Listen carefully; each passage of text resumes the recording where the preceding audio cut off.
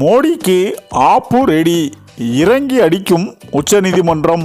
அதாவது மோடிக்கு எதிராக 55 பேர் வேட்புமனு தாக்கல், நிராகரித்த தேர்தல் ஆணையம். குவியும் கண்டனங்கள். வரும் நாடாளுமன்ற தேர்தல் கடந்த ஏப்ரல் 19ஆம் தேதி தொடங்கி நடைபெற்று வருகிறது. இதுவரை நாடு முழுவதும் 4 கட்ட தேர்தல் நடந்து முடிந்த நிலையில் மீதம் இருக்கும் தொகுதிகளுக்கும் அனைத்து கட்சியினரும் பிரச்சாரத்தில் ஈடுபட்டு வருகின்றனர். இதனிடையே மீதம் இருக்கும் தொகுதிகளுக்கும் வேட்புமனு தாக்கல் நேற்று நடைபெற்றது. இதில் மோடி போட்டியிடும் உத்தரப்பிரதேசத்தின் வாரணாசி தொகுதிக்கு வேட்புமனு தாக்கல் நேற்றுடன் நிறைவடைந்தது. இதனை முன்னிட்டு மோடி உள்ளிட்ட அனைவரும் நேற்று வேட்புமனு தாக்கல் செய்தனர். அந்த வகையில் மோடியை எதிர்த்து பிரபல காமெடி கலைஞர் ஷியாம் ரங்கீலா என்பவர் வேட்புமனு தாக்கல் செய்தார்.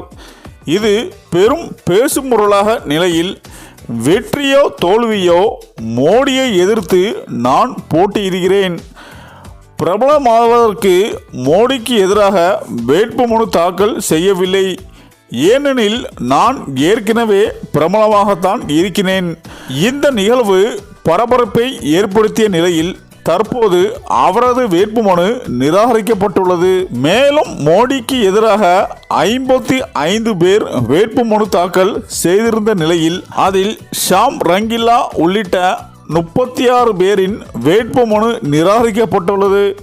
இதற்கு தற்போது விமர்சனங்கள் எழுந்து வருகின்றனர்.